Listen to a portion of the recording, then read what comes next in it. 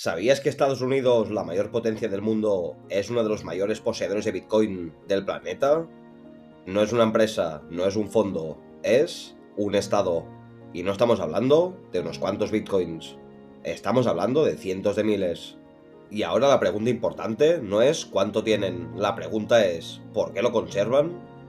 Porque Estados Unidos sí ha vendido Bitcoin en el pasado, ha hecho subastas públicas, ha liquidado parte de lo incautado, pero aún así mantiene una posición enorme, y eso no es casualidad.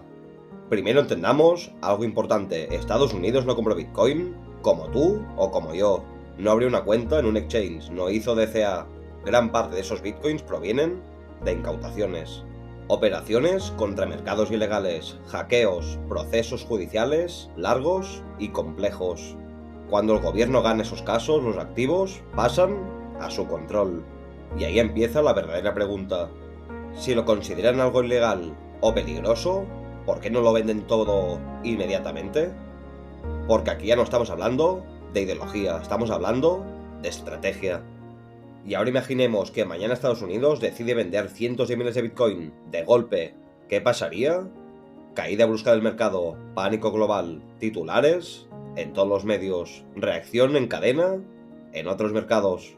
Porque un Estado no puede actuar como un trader impulsivo, tiene que pensar en estabilidad financiera, en reputación y en impacto internacional. Vender mal puede generar caos, y el caos no beneficia a una potencia mundial. Pero hay algo más profundo, mucho más profundo. Bitcoin es el único activo verdaderamente escaso en la era digital.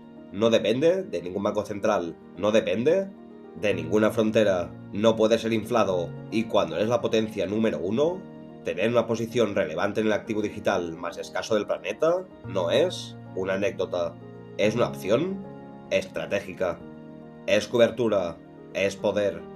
¿Por qué piensan en esto? Si el mundo avanza hacia una economía más digital, si las monedas tradicionales siguen perdiendo poder adquisitivo, si los conflictos geopolíticos aumentan, tener reservas en un activo neutral, descentralizado y global puede ser una ventaja silenciosa. No necesitas anunciarlo, no necesitas hacer marketing, solo necesitas tenerlo. Ahora bien, ¿significa esto que Estados Unidos cree ideológicamente en Bitcoin? No necesariamente. Significa que entiende que Bitcoin ya no es un experimento. Es un activo que mueve miles de millones, es infraestructura financiera, es liquidez global.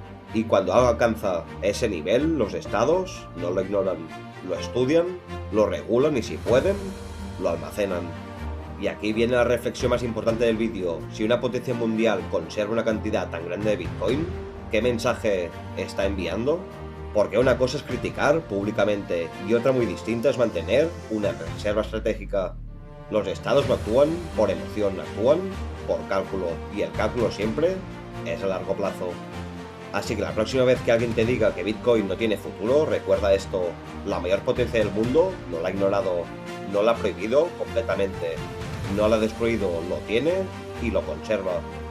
Y ahora la pregunta estrella no es si Estados Unidos entiende Bitcoin, la pregunta es: ¿lo entiendes tú? Saludos.